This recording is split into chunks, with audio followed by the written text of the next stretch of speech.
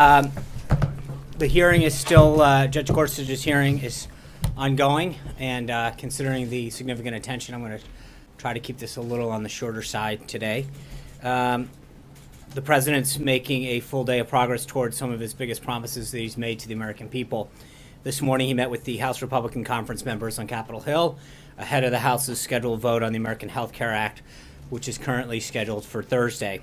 During the meeting, the president reminded members of the House conference that repealing and replacing Obamacare has been a promise that Republicans have been making to voters for years. Members made it clear that if voters put a Republican in the White House and continue Republican majorities in the House and the Senate, that we would repeal and replace this ill-advised and legislation. And for every member who pledged the American people that they would deliver on their promise, this is really their chance. This is the repeal of Obamacare that Republicans have been working on for years, and voters have been waiting for this for some time. On Thursday, as the House gathers on the floor and casts their votes for the ACH, it'll exactly be 7 years after President Obama has signed Obamacare into law. We're hoping to make this the last anniversary that Americans will have to endure Obamacare. Republicans have been working to repeal and replace this misguided law ever since, and now, under President Trump, we will finally be able to take this step forward towards fundamental reform of our healthcare system. I think most Americans remember the lines that were used to sell Obamacare 7 years ago. If you like your doctor, you can keep your doctor. If you like your healthcare plan, you'll be able to keep your healthcare plan. But for millions of Americans, those lines proved to be nothing more than empty promises. Plans that their families had relied on for years were suddenly canceled. Premiums and deductibles skyrocketed, leaving many who had plans unable to actually use them. And insurers fled the marketplace. Nearly 1 in 5 Americans only have one insurer offering plans on their Obamacare exchange.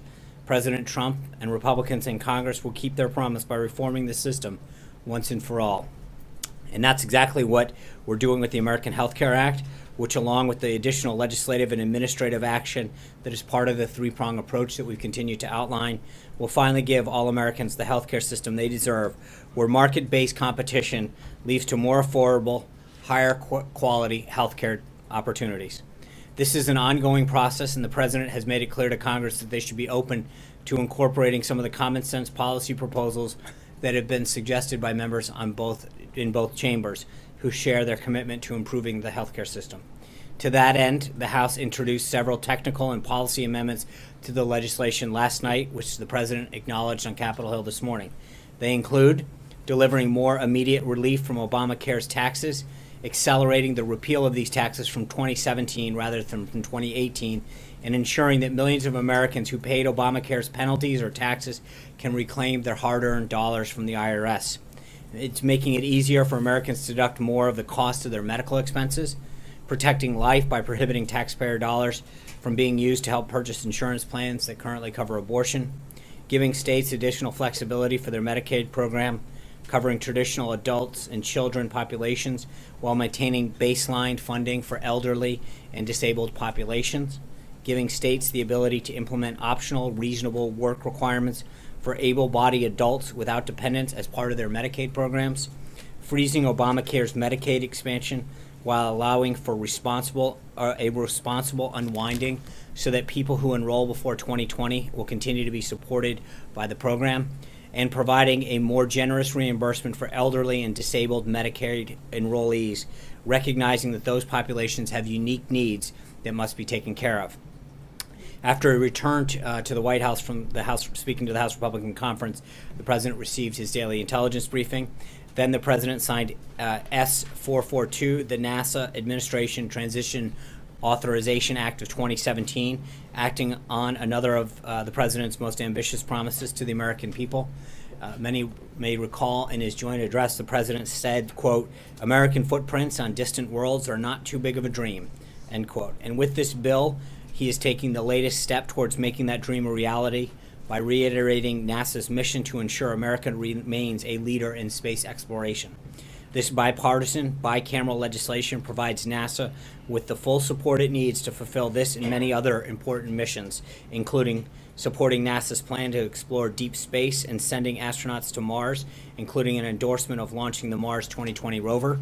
The rover will explore a site that is likely to have been habitable, seeking signs of past life and testing compelling samples and techniques for future robotic and eventual human exploration of Mars, reaffirming that NASA remains a fully multi-mission agency with a balanced set of core missions in space science, space technology, aeronautics, human spaceflight, exploration, and education, endorsing NASA's continued progress towards launching the James Webb Telescope, which will be a giant leap forward in our ever-evolving quest to understand the universe, and establishing an astronaut occupational health care program, something that NASA has considered a priority for years.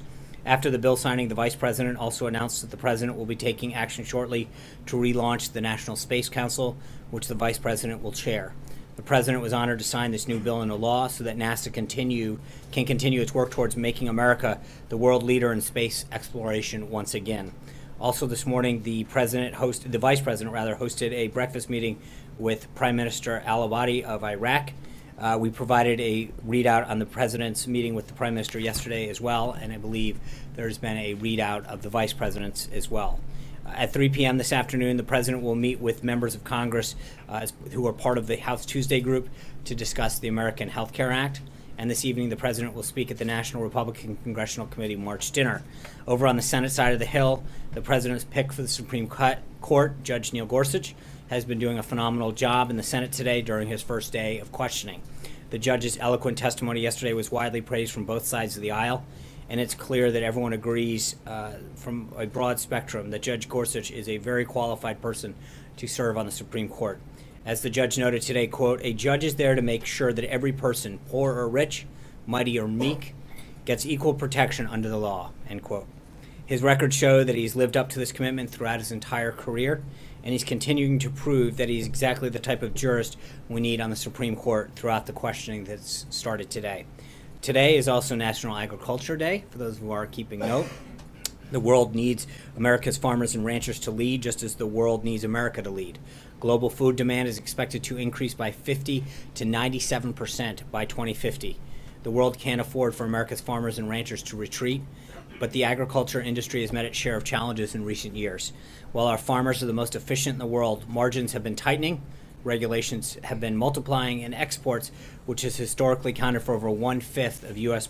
farm production, have been declining due to unwise trade policies. The President promised the many people in the agriculture industry and throughout rural America that he would not allow this to continue, and he will continue to pursue policy changes that will reverse this disturbing trend. Quickly, in terms of follow-up from yesterday, I was asked about North Korea, and I want to provide a quick update from the NSC. Quote, "The United States, in coordination with our allies, is exploring a new range of diplomatic, security, and economic measures in response to the grave and escalating threat posed by North Korea's nuclear and ballistic missile programs," end quote. And before I open it up for questions, let me just run through a few scheduling updates.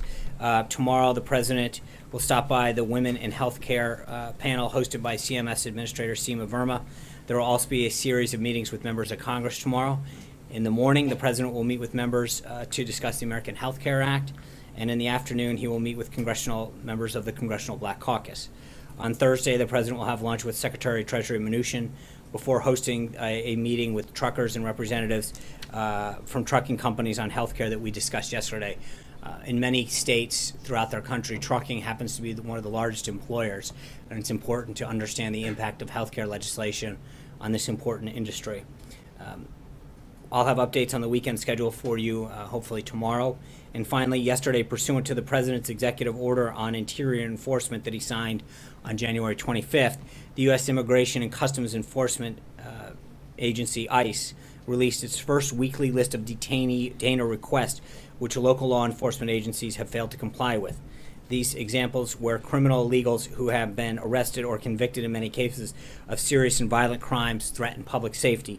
In each instance, local law enforcement is refusing to cooperate with ICE in its efforts to remove illegal immigrants who have committed a crime. It is part of the President's continued efforts to keep our community safe. A copy of this report is available on the ICE website that details all of the municipalities where there has been an issue and the crime that has been committed and the person and not necessarily the person's name, but the offense in which they were convicted for. And with that, I'll be glad to take your questions. Since we're talking Supreme Court, John Roberts. Oh, come on. That was good. Not bad. Unless there's an Alito in the audience. On healthcare, the president came away from Capitol Hill sounding pretty positive about where he was going to go on Thursday, but then at the same time, Heritage Action came out and said it was going to encourage members to vote no. Club for Growth is taking out ads attacking this bill. Jim Jordan said president's great, but it's still a bad bill. This is going to go to a vote day after tomorrow. What gives the president the sense of optimism that he can get this through, and might he request more changes from Speaker Ryan before it goes to a vote? Well, I think we've talked about this for days. There's been a lot of input from members of Congress, and I think that the meeting this morning really was a huge sign of support. There was a lot of enthusiasm and optimism, not just for the bill itself, but for something that, as I noted, conservatives and Republicans and a lot of Democrats, frankly, have been fighting for a while, which is a more patient-centric healthcare system. I think the president's continued to engage with members. He will continue to do that all the way through Thursday. But as I also noted, there were a lot of changes that were made by the Speaker last night. Additional legislation, the three-pronged approach that we've talked about in the past, has been put forward to actually make sure that members understood the comprehensive nature of this. This is one vehicle. There's a huge administrative piece that Secretary Price will administer through administrative action that was given to him when they passed this bill and gave that authority to Kathleen Sebelius, then the Secretary of Health and Human Services, to implement pieces that they couldn't get done legislatively. We can now unwind a lot of that and add a lot of consumer-based and competition measures through the administrative thing. But then the third prong, all of the other stuff that we've talked about for years as Republicans, buying across state lines, expanding health savings accounts, et cetera, all of that has now been introduced as well. And I think that he continues to meet with members and walk away with a very, very optimistic view of where the bill is headed. I think a lot of the measures that have been changed and tweaked and updated have assuaged members who had concerns or wanted to see some additional tightening. But keep in mind, if you are a conservative who has been fighting for repeal and replace, this is your chance. If you are a conservative who has been looking to address out of control entitlement spending, this is the first attempt. This is the first reform of an entitlement program in terms of Medicaid in 30 years. These are a truly conservative set of principles that we are fighting for. The competition that's in the bill, the ability to allow prices to come down and choice to go up. There's nothing more conservative that is in this bill. And I think as members continue to talk about ideas that have been included in this bill and the principles of it, we feel very good going into the final stretch. May he seek more changes in order to further assuage? It's possible, but I think that we've made some very positive steps forward. So I don't want to rule anything out. But I will say that I feel very good about this where it stands now, and I think the more and more that members meet with the president, the more they understand how important this is to the overall agenda that we're seeking to pass. And I think if we can, as the president noted this morning to members, if you can repeal Obamacare, replace it with a healthcare system that does what conservatives and independents and frankly some Democrats have talked about it for years, that does exactly that kind of thing, instill choice, drive down costs, allows people to actually get care that they've been promised, and then get on to things like tax reform, we will have an amazing first year in office. And I think the president reminded them this is the first step in an amazing agenda that he set forth and that we can work together on. Eamon. Thanks, Sean. Members of this administration have talked about the stock market as a real-time barometer for how the administration is performing. This afternoon, though, the stock market has been off as much as 200 points on the Dow. Some commentators on Wall Street are suggesting that's because traders are starting to sense a lack of progress in the Trump legislative agenda, worried that he might not be able to accomplish everything he set out to do. Does the president believe that today's dip in the Dow is a result of his performance as president of the United States? Well, I think to look at any one day is nothing that we've always cautioned. I think overall it still continues to be up tremendously, and I think when you look at not just that one indicator, I think if you want to get you probably know better than anybody in terms of what you guys cover, that you can't look at one indices and say that is the the benchmark of an entire economy, but you see confidence levels both in small business and in other surveys that show that there is continued confidence in the market and optimism in the market. You see manufacturers coming back to America talking about investment, major CEOs and small businesses trying to grow the economy and talk about job creation. Those are the real indicators. And again, I think the numbers that we saw last month, again, 1 month isn't make a record, but I think that it was very promising, not just because of what the number was, but what it had been forecast to be, right? So it was expected to be 200,000, came in at 235. So again, when you're overperforming, I think that shows a sign of optimism and confidence in the market. I think, again, I just want to make sure that we're clear before we go into as we continue through the months. One report does not make something to base an entire record off of. But I think that we feel very good about where things are headed and the direction things are going, not just in terms of the indices and the ups and downs of the market, but also in terms of the number of manufacturers that are walking in and restating their commitment to grow jobs, expand, et cetera, in the market. You'll have that confidence that President Trump will be able to get a tax cut done this year that would be in place for next year? Is that something look, that I they should think worry about at all? we're well on our way to seeing this agenda done. The president's rolled out the budget, which I think reaffirmed his commitment to fiscal austerity and to the priorities he set out of defending this country, making the increases in national defense and homeland security that he promised, prioritizing other things in the budget. We've got Obamacare done on immigration, executive order wise, and I think that when you're doing big things, Obamacare, tax reform, I mean, the healthcare system's a fifth of the economy. That's no small feat. And I think in terms of what you've seen so far, going through three committees, moving along, the Senate ready to take it up, his pick of Neil Gorsuch, the agenda is moving along at a very brisk pace in terms of what his priorities were and where I think we're headed. Sean, last month, I guess, you talked and asked about the consideration potentially of a carbon tax, which I guess was discussed in a meeting at the White House. We're hearing some reports that there's a pretty lively internal debate. Gary Cohn might be someone who's more prone to that. Can you just discuss, is the president considering a carbon tax, and what are sort of the various opinions that are going on in the White House? I think there's a robust debate going on with respect to comprehensive tax reform.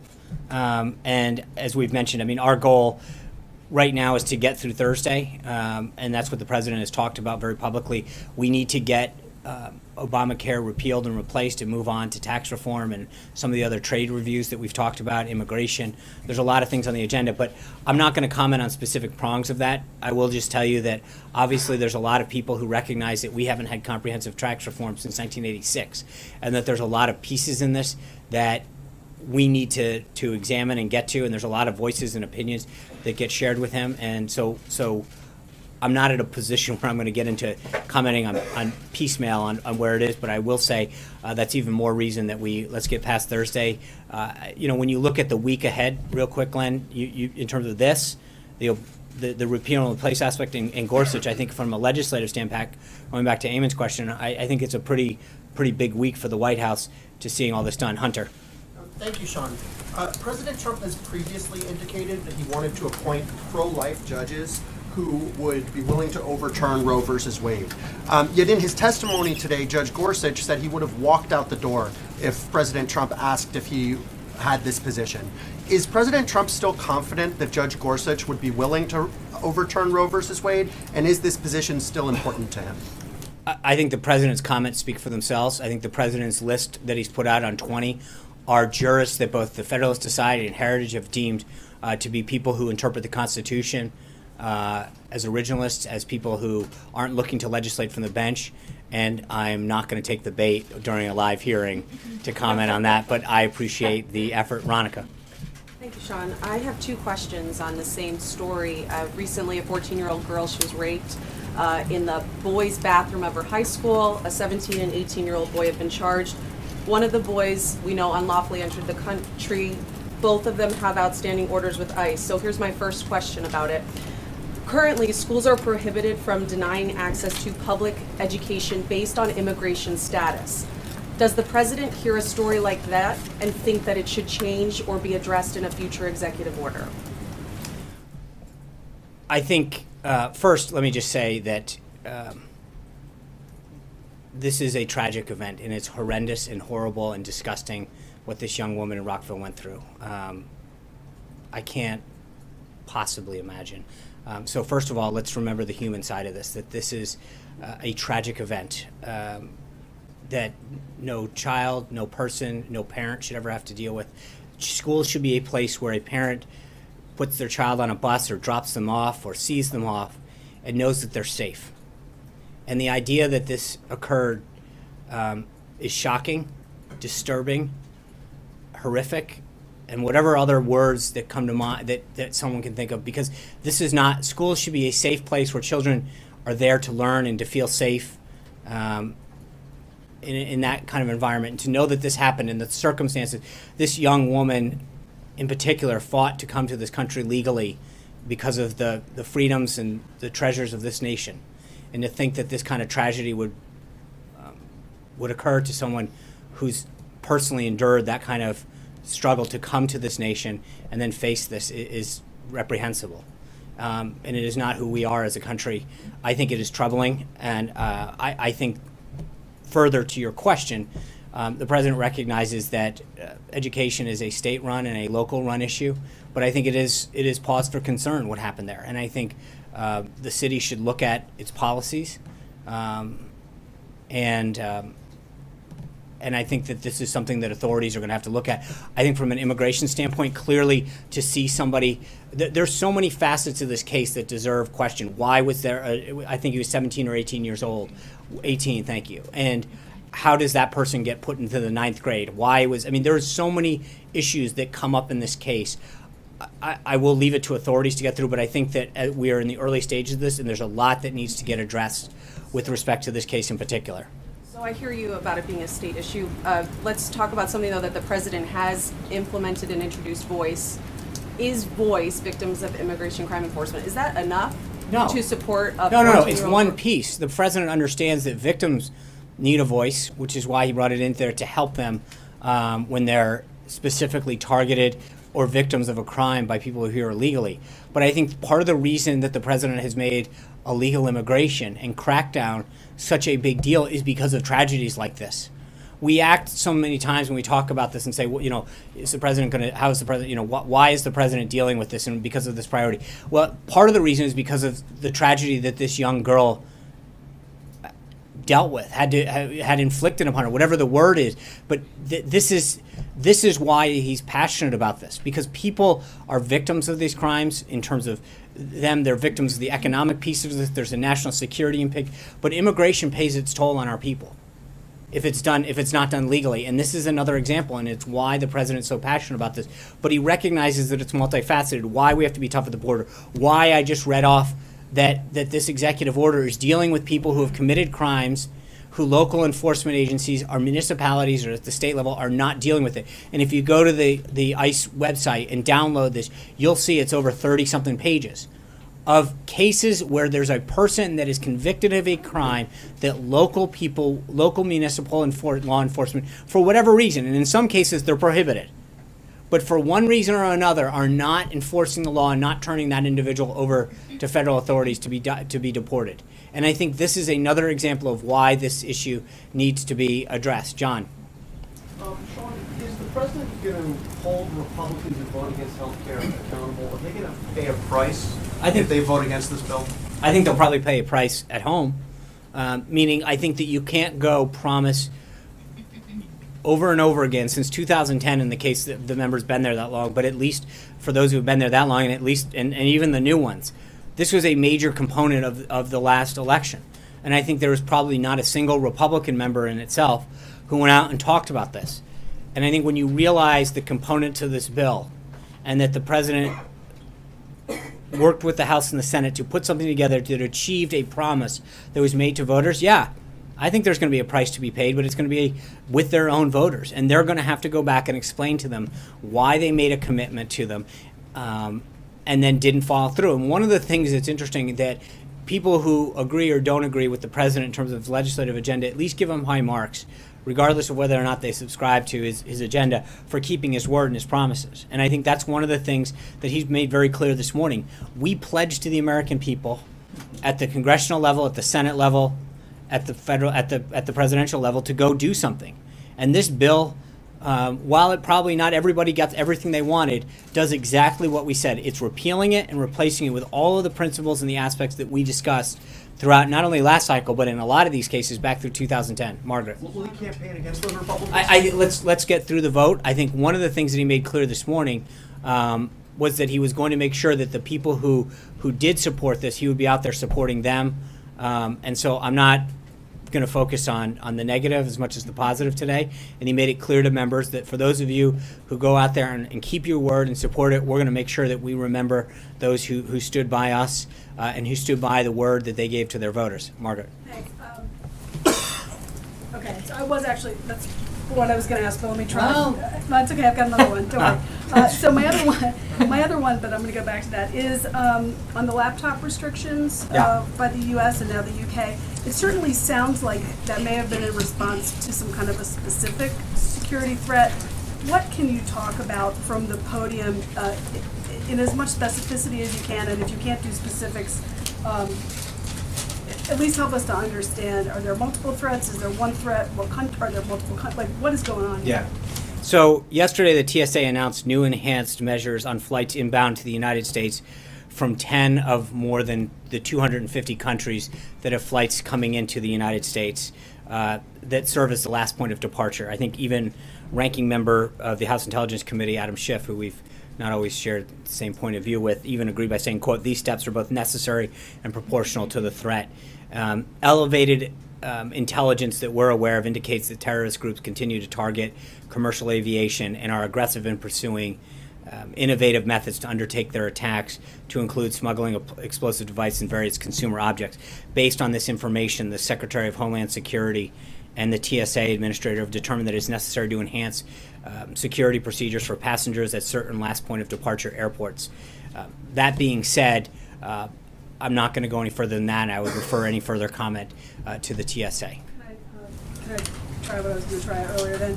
Mark Meadows seems like a nice guy. And the president seemed like he was kind of joking, but has the president decided in his own mind yet whether he thinks it would be appropriate, potentially, to mount primary opposition, campaign for primary opposition in Republican congressional primaries in the midterms? Mark Meadows was a long-time early supporter of the president. He had some fun at his expense this morning during the conference meeting, and I think he continued to express hope that Congressman Meadows, who's the head of the Freedom Caucus, would continue to see the efforts that have been made to make this better, more, and address a lot of the concerns out there. But he has made it very clear that he was having fun with him. The president's committed to making sure that this gets passed. We'll go from there. Vivian. Thanks, John. First, a follow-up to Margaret's question. Why wait for the new aviation regulations 96 hours to implement it? I mean, isn't the president's mantra on counterterrorism that we have to, kind of sneak up on our enemies, not let them know our tactics? So I'm going to ultimately refer you back to TSA, but I will tell you that remember that these are 10 airports of last point of departure to the United States out of 250 that come here. Part of it is to allow, you have to provide appropriate notification to the host country, to the host airlines, and give them opportunity to get those procedures in place. I'm not going to comment any further about the security measures that have been taking place or are taking place, just to continue to refer you back to TSA. But I will tell you that I think that implementing something of this nature in that time frame is pretty darn quick. Okay, one more, sorry, I had a follow-up, sorry. Something totally unrelated. I wanted to ask, has the White House counsel approved Ivanka Trump getting a West Wing office and clearance? And so what is the administration's thinking behind this? What is she going to do? I don't think the council actually approves office space, but I get your question. Right. Ivanka has taken on several measures to promote high standards of ethical conduct. Even though she's not a federal employee, she'll follow the restrictions that would apply if she were. She's taken these steps with the advice of counsel and in consultation with the Office of Government Ethics. Hallie. John, two quick ones for you. One on healthcare to follow up on the follow-ups. You made very clear that the president was going to be supporting those who supported the bill. And I know you don't want to talk about the flip side of the coin, but when he talked this morning in the closed-door meeting about people paying a price, losing seats, not getting majority, Is that an implied threat from the president to these members who don't back this bill? No, I think it's a political reality. I think if you go out and promise the American people something and your voters something, especially on a scale like this, and frankly, as I said, I mean, there's obviously members that have been there 1 term, 2 terms, 3 terms, but this is something that as a party we've made very clear, if you give us this, American people, we will get this done. And I think that to go and make a promise and a pledge of this magnitude and not to follow it through, I'm sure that voters would be upset, and we've seen this in the past. I think and it's something that I think the president, as I mentioned earlier, has staked, has earned high marks for, is keeping his word. And I think the president was stating a political reality. If we go out there and make these pledges to the American people and don't do what we said we've done on these big things, then I don't think they're going to continue to want to see us in the majority, and they're going to look for an alternative. And to the second, well, just to follow, Yeah. will he remember the names of those who don't back the bill? We'll see. John Gizzi. Well, actually, I do have a second actual topic. I just No, want to that follow was quickly actually- on yesterday. I just want to I clarify love your that. counting. It's like CBO. Sorry, CBO. Come on, that was... Do you want to elaborate on that? No, I don't. Go ahead. I do want to ask about the Russia testimony from yesterday. I know you obviously addressed it from the podium Yeah. 24 hours ago, but there was sort of this interesting moment that happened a little bit after the briefing where Director Comey was asked about sort of live tweets coming from the president and his account at the same time that the hearing was happening. And Director Comey was fact-checking the president in real time, essentially saying he was incorrect in what he was tweeting. Is there concern on the part of the White House about the president's credibility in that situation, that his own director is correcting his tweets and what he's saying in real time like that? Well, I mean, let's just be clear. I mean, he was answering questions. I mean, it's not like he was out there. He was responding to a question. But I think it's important to note with respect to this that and I saw a couple comments yesterday. Senator Coons took issue with a couple of the comments that we made. Let me just read to you. I know you guys love this when I do this, so I'm just going to entertain you for a second. Senator Chris Coons, this is his quote, direct quote. Quote, I have no hard evidence of collusion, end quote. Director Clapper, quote, not to my knowledge, end quote. Senator Tom Cotton, quote, not that I've seen and not that I'm aware of. This is in reference to any type of collusion with Russia that occurred. Obama CIA Director, Acting CIA Director Morrell, quote, there's smoke but there's no fire. Senator Chuck Grassley, after the Comey briefing, Doc, I can say at POTUS and at Clapper are both right. No evidence of Trump collusion with the So, we've now gone over this on multiple occasions, but at some point there is a distinction between an investigation that it goes into Russia's involvement in 2016 and this continued narrative that falsely tries to link the president or the White House into any of it. They continue to see that there is nothing there. Every single person who has been briefed, who has come out and publicly talked about it, Republican, Democrat, former DNI, former CIA directors, Obama appointees, have said no evidence. And so I get that we keep getting asked. But I mean, my point is that was one of the tweets though that he addressed. Is it said, former DNI continues to know, and that was actually true. These are their quotes. This is what they've said. So it's not a question. I think sometimes you come back to us. At some point, the question has to be to the individuals who've said this, to whether it's Chris Coons from Delaware, or former Director Clapper, or former CIA Acting Director Morrell. They're the ones who've said these things on the record. They're the ones who have been briefed by the intelligence community, by the FBI, and come out and said there is no collusion. And so at some point to fact check the president for merely quoting them is not, the question should be directed at them, not us. But over and over again, it's come to the same conclusion. So, Caitlin. Hey, John. All right, John. We'll let John Then go Caitlin. first. That was very nice of you. It's National Ag Day afterwards. Thank you, Sean. Thank you, Caitlin. Okay. I have two questions. First, the author David Horowitz, in his book, The Big Agenda, writes of what he calls, quote, a deep state, end of quote, in which he said these are Obama holdovers in government who are trying to undercut the president's agenda. This has been widely repeated on social media. Does the president himself believe in this deep state? Well, I've been asked this question before, and I'll give you the same answer I've given before, which is I think there are people that burrow into the government after an administration. This is going back since the beginning of time. They used to call it ram specking. It's suddenly no longer permitted, but in terms of that same way. But this has been going on since the country came to be. where people burrow in after an administration into a civil servant job. But sure, that there's people after 8 years of Obama that found their way into government, so it should be no huge secret. Okay? Yes. Okay. My other question on, Ram specking? oh, yeah. Oh, Google it. I remember Ram. I remember when, Have you ever seen my spelling? Come on. Ram specking. It was named after a form. I mean, we're going to go through a history lesson here, guys. Congressman. Right. Thank you. Right. My other question was, over the weekend, Governor Graco Ramirez, the head of the Mexican Governors Association, was again in Washington and in a much publicized statement said that Mexico had scored its first victory over the proposed wall. He said that in the president's budget, there's a line item for $2.6 billion In FY18. in tax dollars, and no mention of Mexico paying for the wall in any way.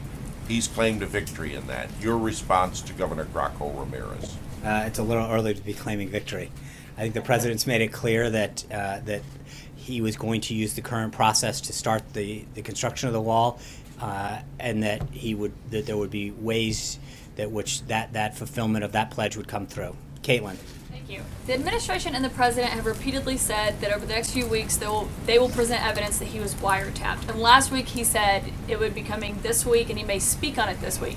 Can we expect the president to this week present evidence that he was wiretapped by Barack Obama, or will he speak about it? Because he didn't mention it last night in his rally in Kentucky. Right. Well, let's see how the week goes. Margaret. Sean, when we've heard from the president before talk about the need for this health care plan to pass, he's talked about the importance next of tax reform and the rest. At what point do you think that this agenda could be imperiled as you look at the vote count? Because you are also going to have a further fight, of course, to get any of this through the Senate. Sorry, so at what point will the vote count? This seems to be such a centerpiece of the rest of the president's agenda. Mm-hmm. So, given that it's still not there's no certainty in terms of passage at this point, I mean, how concerned are you that Thursday could imperil the president's agenda? Well, I think the president's visit this morning was very well received. I think we continue down the path to get the votes. We got a ways to go. We got to get to the Senate next. But I think members understand that this is something that has been at the heart of what Republicans have campaigned on. And I feel very good headed into this. The president continues to talk to members, and we're going to make sure that we grow the vote as much as we can. But with respect to the rest of the agenda, I think all of the issues that the president campaigned on are things that the House and the Senate both look forward to taking up. There's, whether it's trade or immigration or comprehensive tax reform, all of these issues are stuff that many Republicans have campaigned on for a long time and are eager to get going. The president's made it very clear, as he did last night as well, that, look, part of we've got to keep moving along if we want to get big things done. There's a lot that can get done during this administration, during the first term, and he wants to get as much of it done as possible. And so the quicker we get repeal and replace done and put the American Health Care Act in place, the better. And that's just the nature of it is. But I think when you look at the speed in which we've moved, it's been very responsible. We've allowed the committees to do their work their will. The House has taken up the amendments. It's been online. So this is, I think there's always a balance between jamming it down and getting it done and over with, which is how the Democrats operated at one point when they legislated, when they finally moved on their bill, versus how this is done. But I think we've struck in a very nice balance on this. At which point will it be Trump care? The president said today it could happen. We asked during the voters' We'll have to see. Right now, it's the American Health Care Act, and we're trying to get it done. Anita. Two questions.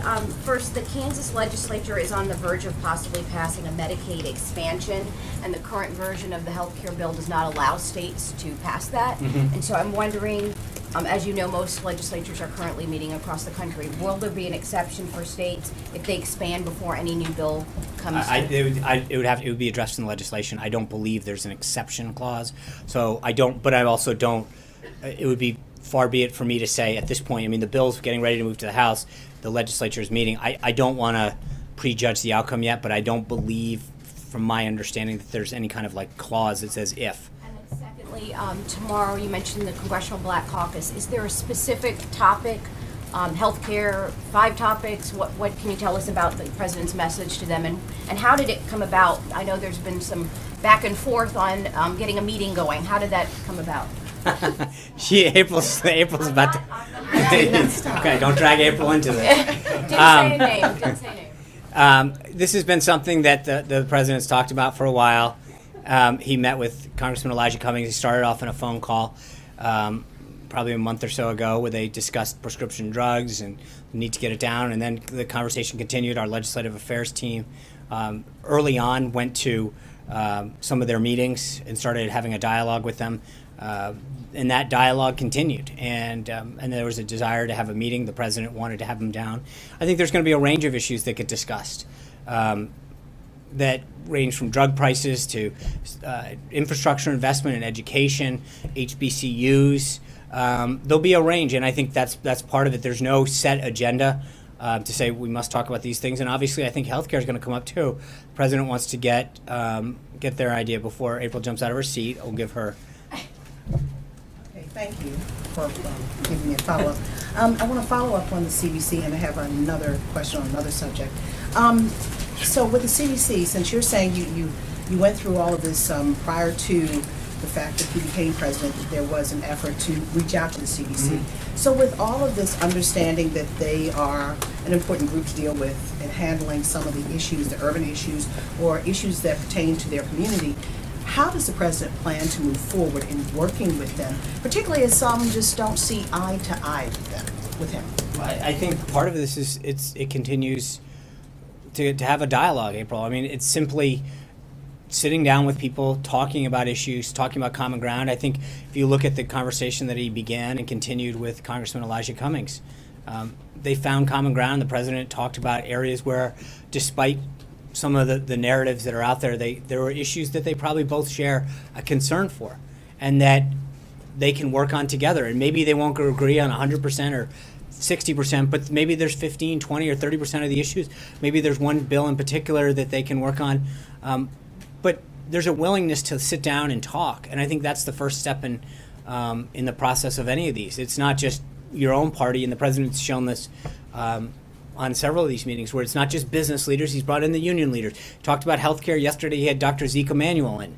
It's not about just bringing in people who agree with you. It's about people across the spectrum who can offer ideas. And the president's, and I get it that inner cities aren't exclusive. The rebuilding of inner cities aren't the only issue. But he's elevated the status of historically black colleges and universities, bringing that office into the White House to help coordinate some of the federal government activities. He's talked about rebuilding the inner cities. He's talked about school choice.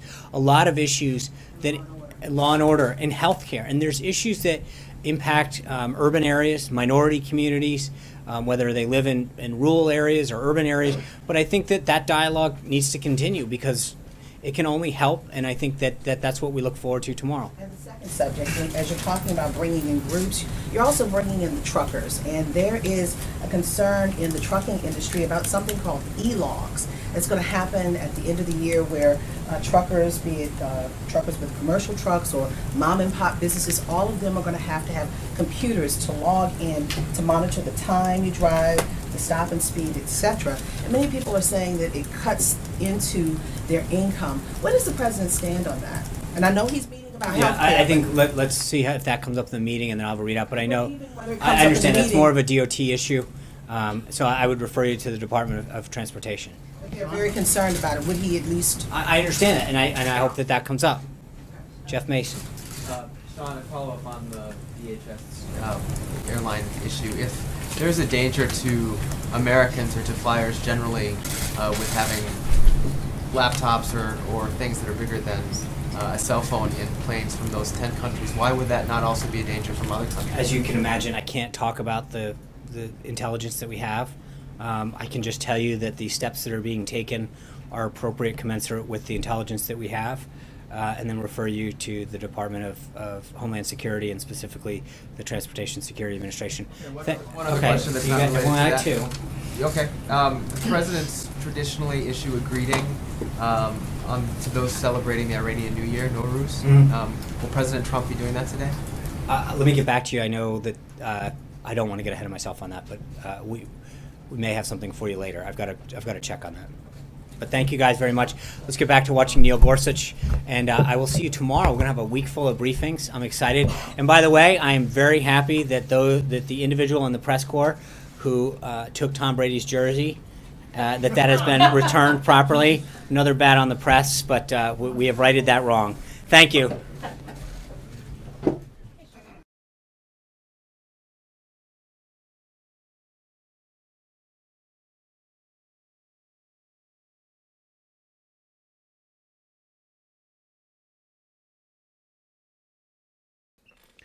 All right, folks, thank you very much for watching and joining us. This is Jen from Golden State Times. Please give this stream a thumbs up. And also, once it gets uploaded, make sure you share it. Thank you very much for joining us. Thank you very much for making us number one. And we hope to see you guys here tomorrow for another presser. The confirmation hearing for Neil Gorsuch is continuing. So we might bring it to you live in just a few minutes if it's still going on, or we'll continue it tomorrow morning. But we have some videos being uploaded later on today, so stay tuned. Thank you very much, everyone. And I hope that you guys, if you're new, you join the community by hitting that subscribe button. Also, click that notification bell so you can get a heads up on when we go live.